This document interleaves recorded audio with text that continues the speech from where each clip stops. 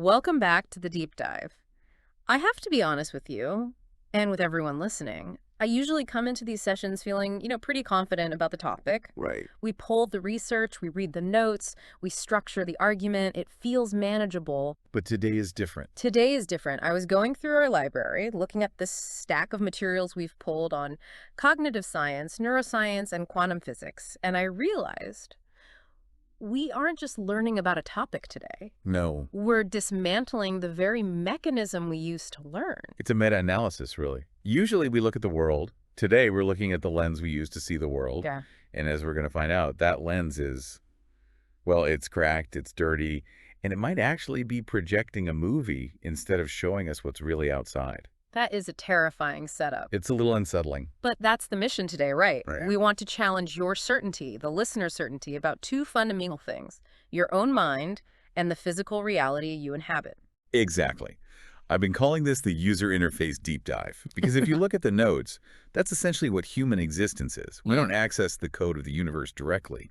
We interact with a user-friendly dashboard that hides the complex, messy, and frankly, bizarre reality underneath. Okay, so for everyone listening, here is the roadmap for how we're going to break your brain today. We're going to start inside your head with the software glitches, the cognitive biases that make us irrational without us even knowing, Then we'll get into the hardware. the hardware, the limitations of your eyes, your nerves, all of that. And once we've established that you can't fully trust your thoughts or your senses, we're going to zoom out, way out, to the architecture of the cosmos itself. We're calling 11 dimensions, the emptiness of atoms, and the very real possibility that this is all a simulation. I feel like we should issue a disclaimer. Do not operate heavy machinery while listening to this because you might start to question if the machinery, If it actually exists. if it actually exists. Let's jump into part one, the glitchy operating system. Let's do it. So I like to think I'm a rational person. I think most people listening do. We look at facts, we weigh the pros and cons, and we make decisions. But the research in our stack, particularly the work from Daniel Kahneman, suggests that this whole idea of a rational pilot it's a total myth. It's a very comforting myth, but yes, it is a myth. Kahneman's work, which, won a Nobel Prize, breaks the brain down into two systems. System one is fast, automatic, intuitive. It's your gut reaction. And system two. System two is slow, calculating, logical. It's what you use to solve a math problem. And the problem is we think we're using system two all the time, but we're almost always just running on system one. Precisely. System one is a survival engine. It's designed to make snap judgments to keep you from getting eaten by a lion. Yeah. It is not designed for accuracy. It is designed for speed. And because it prioritizes speed, it relies on shortcuts. And we call those shortcuts cognitive biases. But I prefer the term mind traps because they really do. They trap you. One of the classic examples in our notes is survivorship bias. Now, I've heard this story before, but reading the actual breakdown of it, it really highlighted how easy it is to fall for. This goes back to World War II. Right, the bomber planes. This is the quintessential example of data misinterpretation. So the military is sending bomber planes over Europe. A lot of them are getting shot down. The ones that do come back are just absolutely riddled with bullet holes. Like Swiss cheese. Exactly. So the military commanders very logically look at these returning planes. They map out where all the bullet holes are, mostly on the wings, the tail, the main fuselage, and they say, okay, we need to put more armor on these spots. That's where they're getting hit. Which sounds completely reasonable. You see damage, you patch the damage. It makes perfect sense. It sounds reasonable, but it's disastrously wrong. A mathematician named Abraham Wald, he was part of a research group at Columbia, he stopped them. He pointed out the critical flaw in their thinking. He said, you are only looking at the survivors. The ones that made it back. The ones that made it back. The planes that got hit in the cockpit. The planes that got hit in the engines. They didn't come back. They crashed. So the bullet holes on the returning planes didn't show where the planes were vulnerable. They showed where a plane could get shot and still survive. Exactly. The real vulnerabilities were in the clean spots. The places with no bullet holes. They needed to armor the engines and the cockpit, not the wings. That phrase from the notes, the invisible cemetery, that really stuck with me because we do this in real life all the time, don't we? Constantly. We look at a college dropout who becomes a billionaire, a Steve Jobs or a Mark Zuckerberg, and we think, aha, the secret to success is dropping out of college. Right. It becomes this romanticized story. It does. But we ignore the tens of thousands of other dropouts who are struggling financially. Their stories aren't on magazine covers, so they're invisible to us. We only see the winners. We filter for success because success is visible. Failure is often silent. And that completely distorts our reality. It makes success look easier and more reproducible than it actually is. It's a logic error that feels like a brilliant insight. Okay, so that's survivorship bias. But there's another one in the notes that actually made me laugh, even though it's kind of scary. The anchoring effect. Oh, this one is pervasive. Yeah, You yeah. can't escape it. Anchoring is our tendency to rely way too heavily on the first piece of information we receive, the anchor, when we're making decisions. And the example in the research, this involves German judges. Now, these are experienced legal professionals. These aren't just people off the street. They know the law inside and out. They do, and that's what makes this study so unsettling. So the researchers took these judges and gave them a description of a woman caught shoplifting, a standard case file. Then they asked the judges to roll a pair of dice. Dice. A completely random game of chance. What does that have to do with sentencing? Nothing. It should have nothing to do with it. But the dice were loaded. They were rigged so they would only land on a 3 or a 9. The judges roll the dice, they see the number, and then they're asked to decide on a sentence for the shoplifter. How many months of prison does she deserve? I really want you to tell me the dice didn't matter, please. I wish I could. Hmm. The judges who rolled a 9 gave an average sentence of 8 months. The judges who rolled a 3, they gave an average of 5 months. That is a difference of 3 months of a human being's life, decided by a piece of plastic. It's terrifying, but it shows how the brain works. When you ask it a difficult, abstract question like, how much punishment is appropriate? The brain it panics. It looks for a number, any number to start from, to anchor to. The dice provided a number, and the judges unconsciously adjusted from that anchor. We see this in sales all the time, right? If I walk into a car dealership and the sticker price is $50,000, that's the anchor. If I negotiate it down to $40,000, I feel like a genius. I saved $10,000. But if you had walked in and the sticker was $30,000 to begin with, you'd be furious at a $40,000 price tag. The car is the same. The value is the same. Only the anchor changed. And we can't turn it off. That's the worst part. We're just walking around and getting anchored by random numbers on menus and salary negotiations. Awareness helps, but you're right, it's a deep groove in the brain. And speaking of deep grooves, we have to talk about confirmation bias. The echo chamber creator. Confirmation bias is the mother of all misconceptions, really. We like to think we act like scientists, we gather evidence, we analyze it, and then we form a conclusion. But we actually do the complete opposite. We form a conclusion first, usually based on emotion or our tribe, and then we scan the world for evidence that supports it. We filter for comfort, not for truth. Exactly. And in the digital age, this is weaponized. The algorithms on social media are essentially confirmation bias machines. If you click on one article about a specific political view or a conspiracy theory, the algorithm says, "Oh, you like this," and it feeds you 10 more just like it. And it feels like you're doing research. You think, look at all these articles. Look at all these people who agree with me. I must be right. But you're just staring into a mirror that the algorithm built for you. You aren't seeing the world. You're seeing a curated feed designed to keep you clicking, to keep you engaged. It narrows your perspective down to a pinhole. It explains why we can't seem to agree on basic facts anymore. We literally aren't even looking at the same internet. We're living in different informational realities. There's one more bias I want to hit before we move on, because I think this one causes so much unnecessary misery. The sunk cost fallacy. Ah, yes. I have already spent money, so I must continue to suffer bias. I do this with movies all the time. If I pay $20 for a ticket and the movie is just awful, 30 minutes in, I know it's terrible, I will sit there for the next 2 hours because I don't want to waste the money. But that is completely irrational. The money is gone. It is sunk.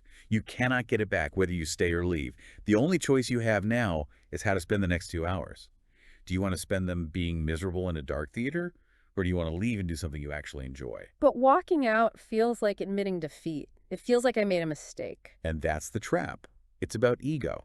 This keeps people in bad relationships, bad jobs, holding on to failing stocks.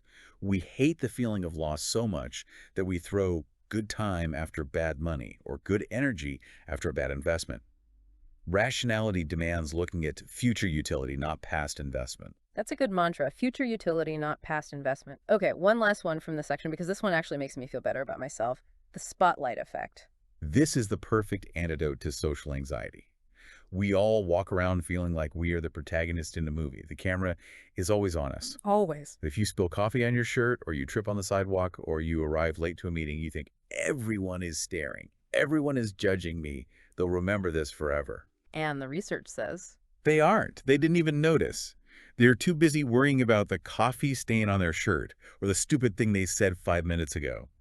They are the protagonist in their own movie, and you are, at best, just an extra in the background. it sounds harsh, but it's actually so liberating. You're mostly invisible. Exactly. People are seldom interested in you. They are hyper-focused on themselves. The spotlight you feel is coming from inside your own head. So to recap part one, my brain anchors to random numbers. It filters reality for what I already believe. It refuses to cut its losses, and it thinks everyone is watching me when they aren't. That's a fair summary of the software glitches. Yeah. A pretty good one. But even if my logic is flawed, surely I can trust my senses. I mean, I'm looking at you right now. I can hear your voice. I can touch this desk. That has to be real. Right. Right. This brings us to part two, the hardware limitations, or as I like to call it, the user interface of reality. If you think your eyes are cameras and your ears are microphones transmitting a live feed, I have some bad news for you. Lay it on me. You are living in the past. In the past? How far in the past? Like a few seconds. About 80 milliseconds. Okay, 80 milliseconds. That's less than a tenth of a second. It's a blink of an eye. Does it really matter? It matters immensely. Think about the biological process. Light has to hit your retina, trigger a chemical reaction, turn into an electrical impulse, travel up the optic nerve, get routed through the thalamus, and finally get processed by the visual cortex at the back of your brain. That whole chain of command takes time.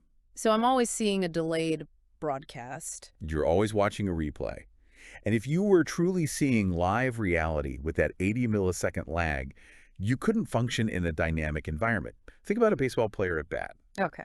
A major league fastball reaches the plate in about 400 milliseconds. If the batter waited for his brain to fully process the image of the ball leaving the pitcher's hand, the ball would already be in the catcher's mitt by the time he decided to swing. So how do they hit it? How is that possible? The brain predicts the future. Based on the pitcher's arm angle, the spin, the initial trajectory, it calculates where the ball should be in about half a second, and it generates an image of the ball there. The batter isn't swinging at the ball where it is. He's swinging at where his brain predicts it's going to be. That is wild. So my visual reality is basically a buffering video stream that my brain is editing on the fly to keep up. It's absolutely an edit, a constant, seamless edit. Think about your blind spot. Everyone has a spot in each eye where the optic nerve connects to the retina. There are no light receptors there. It's a hole in your vision. But you don't walk around seeing two black holes in your field of view. No, it looks completely seamless. Because your brain uses the clone stamp tool from Photoshop. It looks at the texture and color around the hole, the pattern on the wall, the blue of the sky, the green of the grass, and it copies and pastes that pattern to fill in the blank. It is literally fabricating data to give you a complete picture. It's inventing part of my reality. Every second of every day. And color. The notes say color's a lie too. A lie? Lie might be a strong word, but it's definitely a construction. A strawberry isn't red. It has a surface property that reflects a certain wavelength of electromagnetic energy. Your brain receives that signal and assigns the label red to that specific wavelength to help you spot the ripe fruit against the green leaves. So red is a user interface feature. It's an icon. It's an icon that exists in your head, not in the universe itself. A bee sees that same strawberry in ultraviolet. Its reality is totally different. This reminds me of the memory studies we have in the library, specifically the Elizabeth Loftus work on car crashes. This feels very connected. Oh, this is crucial. Loftus demonstrated that memory isn't a video file you play back. That's the wrong metaphor. It's more like a wax tablet. Every time you access a memory, you essentially melt the wax a little bit and rewrite it. You aren't remembering the event, you're remembering the last time you remembered it. And the words we use can actually change the memory itself. Correct. In her famous study, she showed people a video of a car crash. Just a simple fender bender. Then she asked one group, how fast were the cars going when they hit each other? She asked another group, how fast were they going when they smashed into each other? Just changing one word, hit to smashed. Just one word. The smashed group estimated significantly higher speeds. But here's the kicker. A week later, she called them back and asked them, did you see any broken glass at the scene? And was there any broken glass in the video? No, there was none. But a huge percentage of the smashed group vividly remembered seeing it. The word smashed acted like a prompt. Their brain thought, well, if they smashed, there must have been broken glass. And it inserted the special effects into the memory file. That makes me question every single argument I've ever had where I said, I know what I saw. You know what you reconstructed. It's a subtle but profound difference. I feel like my grip on my own history is slipping. But surely, at the very least, I know where I end and the world begins. I know this hand is my hand. I know that coffee cup over there is not me. Do you? Yeah. Are you absolutely sure? Let's talk about the rubber hand illusion. I've seen videos of this. It's one of the most bizarre things. It's a surprisingly simple setup. You sit at a table, and you put your real hand behind a screen where you can't see it. Then a fake rubber hand is placed on the table in front of you. The researcher takes two small paintbrushes and starts to stroke your real hidden hand and the rubber hand in the exact same spot at the exact same time. So you feel the stroke on your hidden hand, but you see the stroke on the rubber hand. Right, you have a sensory conflict.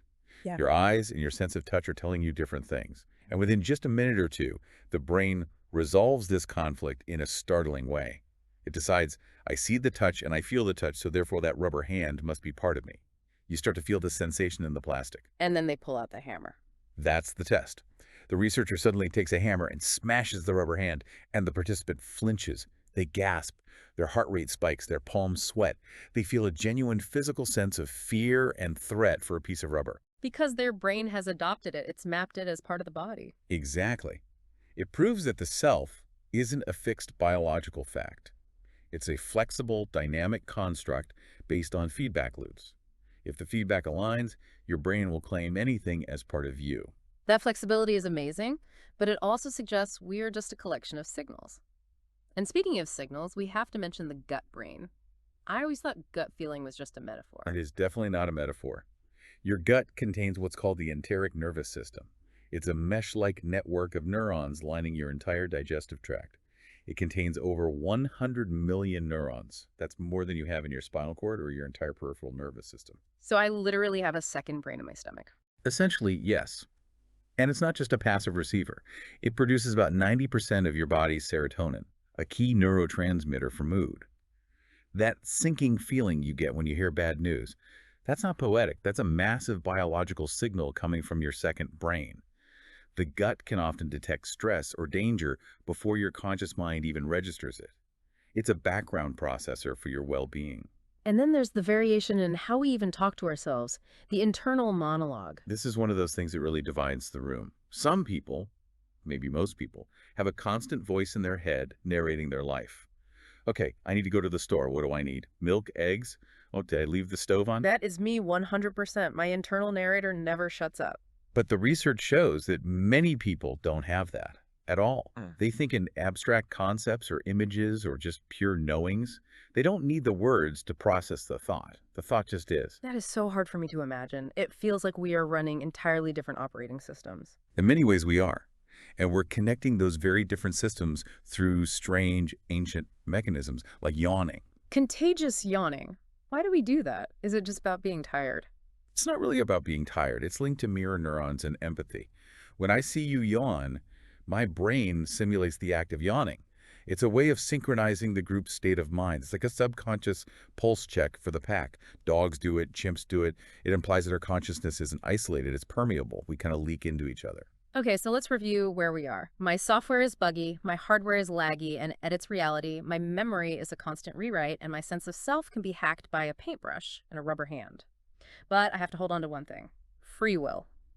I chose to do this deep dive. I'm choosing to say these words right now. Deep breath. Well, Let's look at segment 3, the illusion of choice. I do not like the sound of that deep breath. For this, you need to know about the Libet experiments. Back in the 80s, a neuroscientist named Benjamin Libet hooked people up to EEG machines to monitor their brain activity. He gave them a very simple instruction. Flex your wrist whenever you feel the urge to do it. And he just asked them to look at a clock and note the exact moment they consciously decided to move. Seems straightforward enough. The results were shocking. Libet found that the brain activity preparing for the movement, he called it the readiness potential, started building up a half second, sometimes a full second, before the person was consciously aware of their decision to move. Wait a second. So the brain started the car before I decided to turn the key. That's a perfect way to put it. The biochemical chain reaction to flex your wrist was already well underway before you had the subjective thought, okay, now, I'm gonna move my wrist now. So who or what made the decision? That is the multi-million-dollar question. The interpretation from Libet and others, is that conscious will might not be the captain steering the ship. It might be more like the dashboard light that flicks on to inform you that the engine has already started. You might be the narrator of your life, not the author. That makes me feel like a spectator in my own body, like I'm just watching a movie of my actions. It's a very unsettling idea. Yeah. But think about how much programming runs you without your consent.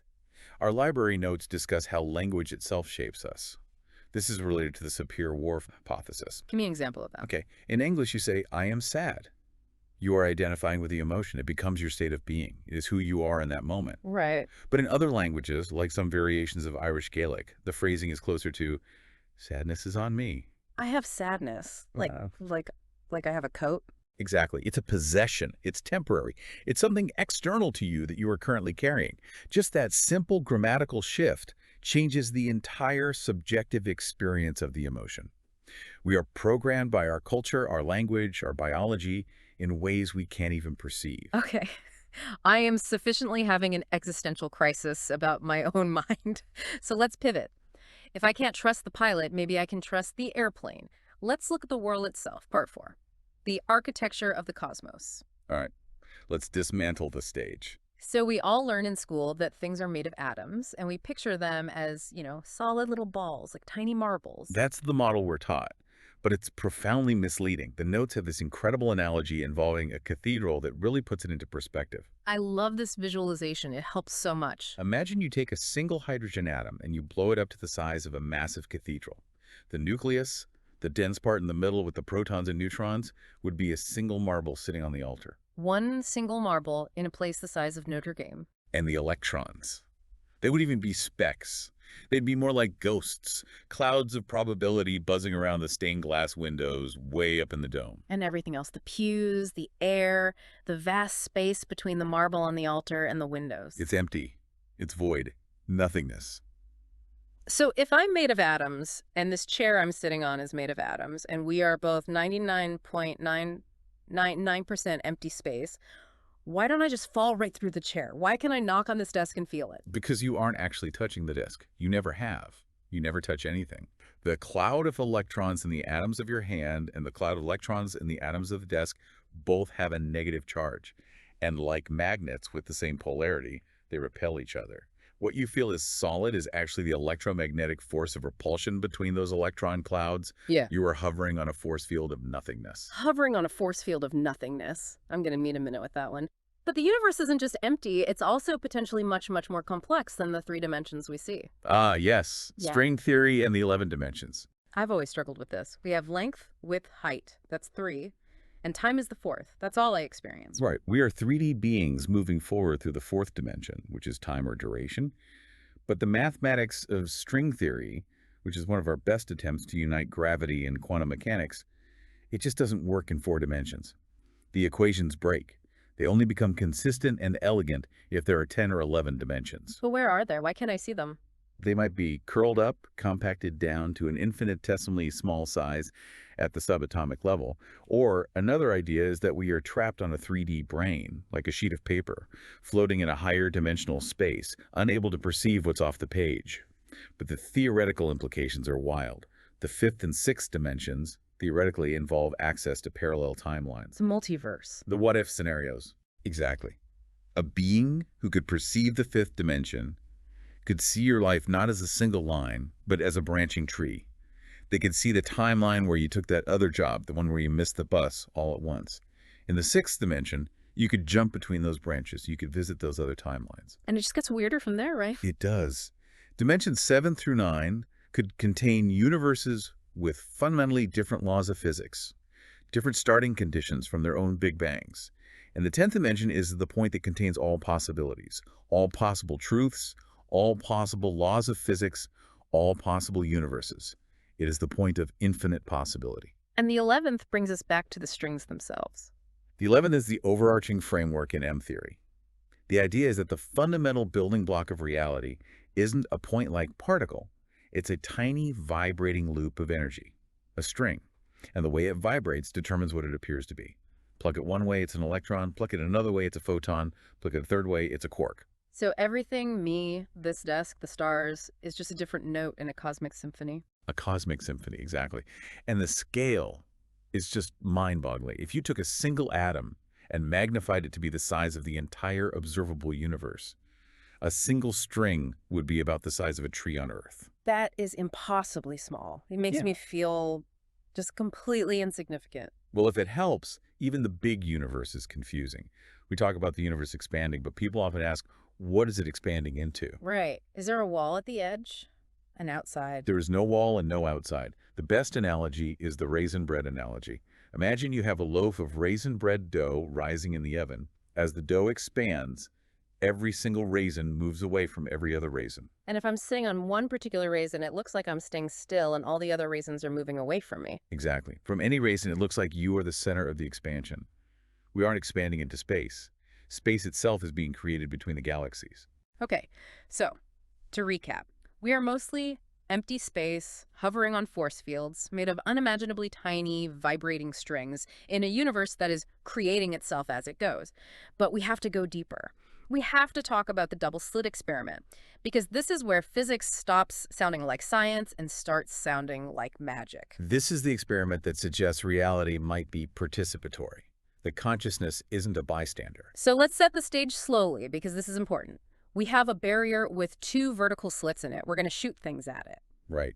If you shoot marbles or any solid object at a wall with two slits, you get two distinct piles of marbles on the back wall lined up with the slits. Simple. Makes sense. But if you shoot fundamental particles like electrons one at a time, they don't act like marbles, they act like waves. They seem to go through both slits at once, interfere with each other on the other side, and create a wave-like interference pattern on the back wall. So matter, at its core, acts like a wave. It's a cloud of probability, not a solid thing. Until you watch it.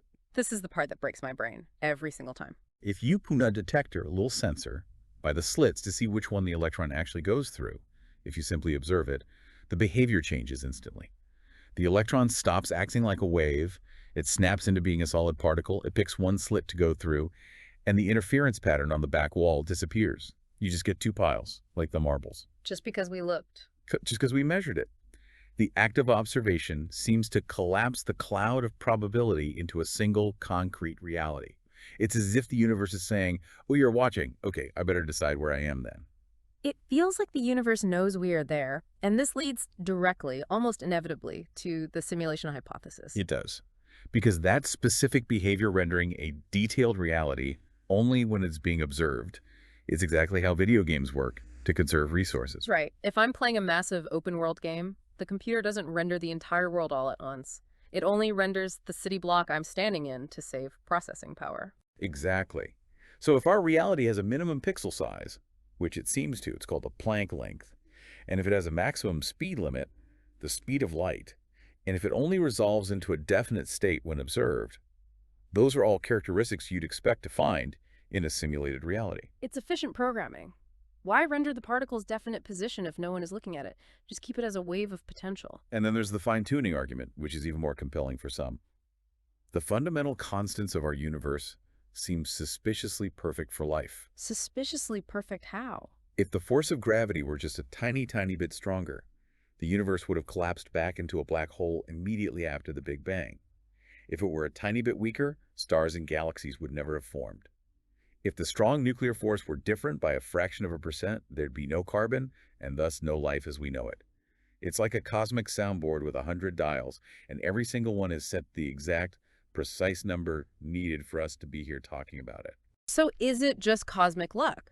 Is it a multiverse where there are infinite universes and we just happen to win the lottery? Or is it design? That is the ultimate question. And if it is a multiverse, that leads us to the wildest concept in our entire library today, quantum immortality. This is the one that gave me chills reading the notes. This comes from the many worlds interpretation of quantum mechanics. If every quantum event causes the universe to split and branch into every possible outcome, then in any life or death situation, say a car accident or a game of Russian roulette, there is always, by definition, a branch where you survive. So in one universe, the worst happens, the timeline ends. But in another, the gun clicks on an empty chamber, or the other car swerves at the last second and misses you by an inch. And here's the key. You can only ever experience the timeline where you remain conscious. You cannot experience your own death. So subjectively, from your own first-person perspective, you might never die. You just keep shifting into the increasingly improbable timeline where you survived. So everyone else in my original timeline might see me die, but in my own continuing experience, I miraculously walk away again and again. Exactly. You might find yourself the lonely survivor in your own universe, living on because your consciousness cannot experience its own absence. That is both hopeful and absolutely terrifying. It really brings us back to the core mystery, doesn't it? We can explain the mechanics, we can map the neurons, we can smash the atoms, but we cannot explain the feeling of it all. The hard problem of consciousness, David Chalmers' term. Science is great at explaining the machinery, how the eye processes the wavelength of red light and sends a signal to the brain. But it cannot explain qualia. Qualia. Qualia is a subjective internal experience, the redness of the red, the hurt of the pain, the sweetness of the sugar. We can build a robot that detects the wavelengths for red, but does the robot see red? Does it feel it? That inner experience is the one thing science can't seem to touch. It's the ghost in the machine. We are machines that feel, and that subjective feeling might be the only thing that is truly undeniably real. So let's try to synthesize all of this. We've covered a massive amount of ground today, from brain biases to the end of the universe. We have. Let's try to look at the whole picture we've painted. We are biological machines running on glitchy software, these cognitive biases, that are designed to filter reality for our survival, not for objective truth. We anchor to random numbers, we constantly rewrite our own memories, and our perception of the world is an 80-millisecond delayed, heavily edited broadcast. Our very sense of self is a flexible construct that can be tricked into claiming a rubber hand or a digital avatar as its own, and we are navigating a universe that is almost entirely empty space, made of impossibly small vibrating strings, potentially spanning 11 dimensions. A universe that might only render its details when we look at it, and which might be a simulation that is fine-tuned for our very existence. It completely dismantles the idea of a solid, fixed, objective reality out there. It suggests that we are co-creators of our experience. The world isn't just happening to you. In a very real, physical sense, you are making it happen by observing it. It's humbling, it really is. But it's also kind of empowering. If my brain is building this reality, maybe I have more of a say in how it's built. If I know about the biases, I can try to hack the software. If I know about the lag, I can be more patient with my reactions. That's the hope, isn't it? Oh. Awareness of the glitches allows you to start debugging your own code. I have one final thought for everyone listening, something to chew on as you go about your day in your potentially simulated reality. What's that? We talked about how your memory is a rewrite, your perception is on a delay, and your choices might be predicted before you even make them. So if the you from 5 minutes ago is just a reconstructed memory, and the you of right now is a delayed broadcast, who is the you that just listened to this deep dive? And maybe, just maybe, the universe wasn't just sitting there for billions of years waiting to be found. Maybe, as that double-slit experiment suggests, the universe was just a cloud of potential, waiting for you to look at it to decide what it is. Thank you for joining us in the library today. It's been a trip. Keep looking closely. See you in the next deep dive.